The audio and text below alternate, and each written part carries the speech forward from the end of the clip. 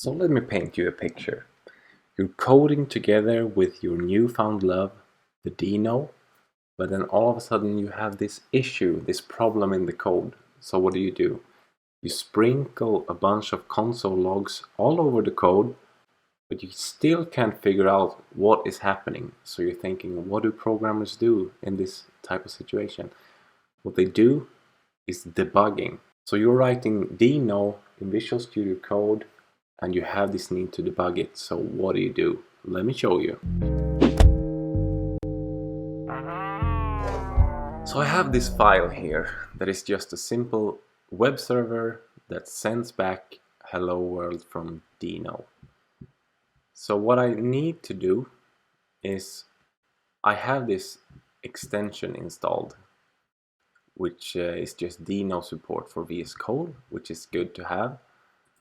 And I also have this settings.json file that says Deno enable true. And you can see that if I take this file and drag it out of the .vs code folder, I get a bunch of errors, right? Because then VS Code doesn't understand, like, why is there no wait on the top level? It should be inside an async function and all that. So we should have that in there, a settings.json file with Deno enable true.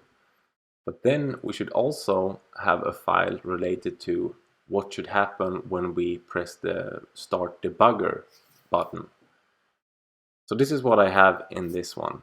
And I think the important rows are these ones: runtime executable, Deno, and the runtime arguments, which is run, the inspect flag, important one. And since this is a web server, I have allow net and then pointing to my file. Also, this port is important. So with these simple steps, I can actually press debug and I surf to 8000. It's all okay. Let's say that I had a problem here on line 8.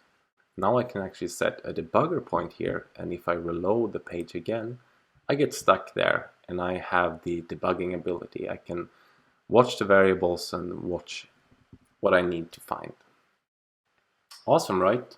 If you want to see more Deno content, please let me know, or if you're more into the standard JavaScript content that I usually make, or React content for that matter. Thank you for this time.